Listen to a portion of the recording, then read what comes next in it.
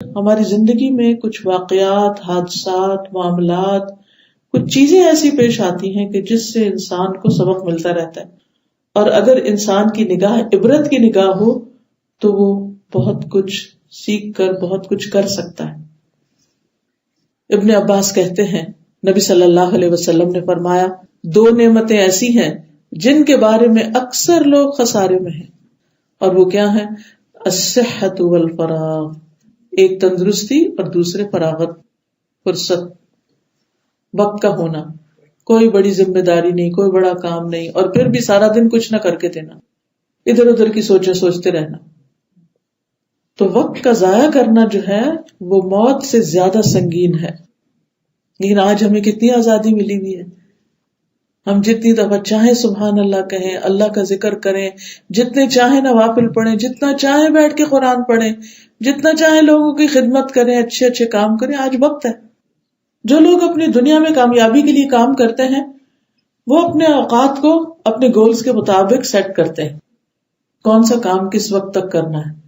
ہمارے لیے اللہ سبحانہ وتعالیٰ نے سیٹ کر دیے کہ ہم اس کے مطابق اپنی پلاننگ کر سکتے ہیں کہ ظہر تک ہمیں کون کون سے کام مکمل کر لینے چاہیے، عصر سے پہلے کیا کچھ ہو جانا چاہیے، مغرب سے پہلے کیا کر لینا چاہیے، عشاء سے پہلے، عشاء کے بعد، اور فجر کے وقت، اور پھر فجر کے بعد۔ تو اتنا زبردست ٹائم ٹیبل ہے کہ جس میں انسان اپنے دن کے اوقات کی بہترین تقسیم کر سکتا ہے، اور پھر کانشیس بھی رہتا ہے کہ اچھا اب کیا وقت ہو گیا، اب کیا وقت ہو گیا، اور وہ گھڑی کی سوئی کے ساتھ ساتھ دوڑتا رہتا ہے۔ جیسے گھڑی کی سوئی نہیں رکتی، اسی طرح بندہ مومن بھی اچھے عمل کرنے سے نہیں رکتا۔ تو اچھے کاموں میں اور وقت کو بہترین استعمال کرنے کی چند ٹپس میں آپ کو دوں گی۔ ان میں سب سے پہلی بات یہ ہے کہ کیونکہ قیامت کے دن سب سے پہلا سوال نماز کے بارے میں ہوگا، اس لیے نمازوں سے دن کا آغاز کریں، نماز کو اپنی پرائرٹی نمبر 1 رکھیں، اپنے دن کے ٹائم ٹیبل کو نمازوں کے ارد گرد بنائیں۔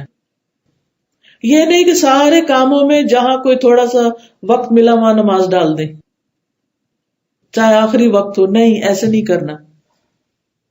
الحمدللہ ہر ایک کے پاس فونز ہیں، اسمارٹ فونز ہیں، ایپس ہیں، اذان کے وقت سب کی اذانیں شروع ہو جاتی ہیں، تو اپنے دن میں دیکھیں کہ اچھا نماز کس وقت آ رہی ہے۔ پھر اس کے بعد آپ دیکھیں کہ اچھا مجھے فجر سے ظہر تک کے بیچ میں کون سے کام کرنے ہیں، کہ بڑا چنک ہے ٹائم کا۔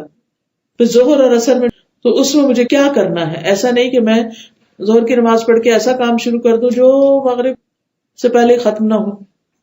کچھ لوگ اس وقت شاپنگ کرنے نکل جاتے ہیں، کچھ اور ایسا کام کرتے ہیں کہ وہ عصر بہت ہی لیٹ کر کے پڑھتے ہیں۔ تو آپ نے فرمایا تلک صلاۃ المنافق، یہ منافق کی نماز ہے۔ تلک صلاۃ المنافق، تلک صلاۃ المنافق۔ پوچھا گیا کون سی نماز؟ آپ نے فرمایا کہ جو دھوپ کے پیلا پڑنے کا انتظار کرتا رہتا ہے اور پھر اٹھ کے 2-4 ٹھونگے ایسے مارتا ہے جیسے مرغ دانے چنتا ہے زمین سے۔ تو آخری وقت میں نماز جو پڑھی گئی ہے نا، وہ اس کا کوئی فائدہ نہیں۔ تو اس لیے نمازوں کے ساتھ اپنا ٹائم ٹیبل سیٹ کریں اور اول وقت نماز پڑھنے کی عادت ڈالیں۔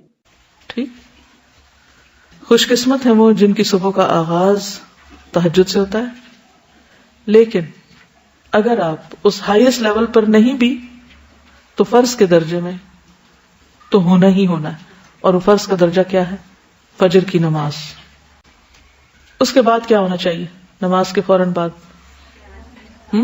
بادبار السجود کیا ہونا چاہیے؟ سجدوں کے بعد بھی دعائیں، اذکار صبح شام کے جو ہم پڑھتے ہیں۔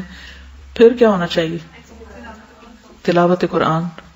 تلاوت قرآن آپ واک کرتے ہوئے بھی کر سکتے ہیں اور بیٹھ کے بھی کر سکتے ہیں۔ پھر کیا ہونا چاہیے؟ ایکسرسائز۔ اچھا، پھر اذکار کے کیا فائدے؟ صبح شام کی دعاؤں کے کیا فائدے ہیں؟ عافیت ہے، حفاظت ہے، پروٹیکشن ہے، اور ایک اطمینان ہے کہ اب ہونا کچھ نہیں، بس میں اللہ کی حفاظت میں آ چکی ہوں، رائٹ۔ پھر ایک اور چیز یہ ہے کہ سب سے اہم کام صبح کے وقت میں کریں، پرائم ٹائم میں، اور جن پر زیادہ دماغ نہیں لگتا وہ کام شام میں کریں۔ یہ کپڑے دھونے ہیں، کھانا پکانا ہے، صفائی کرنی ہے، اور اس طرح کی بہت ساری چیزیں ہیں، شفٹ کر دیں اس کام کو۔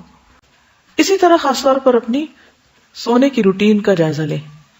بعض اوقات آپ دن میں زیادہ سو گئے تو آپ کو رات کو نیند نہیں آتی، تو نیند کے مسنون اوقات کا بھی جائزہ لیں کہ سونے کے بارے میں نبی صلی اللہ علیہ وسلم کی سنتیں کیا ہیں۔ ظہر کی نماز ادا کرنے کے بعد پھر دینی اور دنیاوی کاموں میں مصروف ہو جائیں.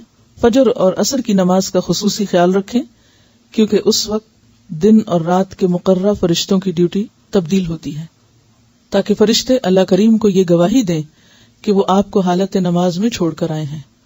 نماز عصر کے بعد سے مغرب کی اذان تک کوئی سنت یا نفل نماز نہ پڑھیں.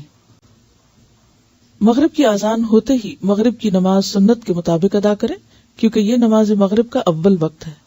اول وقت میں نماز پڑھنا افضل ہے. مغرب کی نماز کے بعد صبح اور شام والی دعائیں پڑھیں.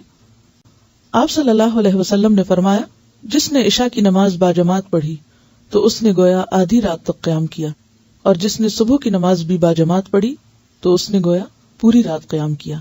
آپ صلی اللہ علیہ وسلم عشاء سے پہلے سونے کو اور نماز عشاء کے بعد بات چیت کرنے کو ناپسند فرماتے.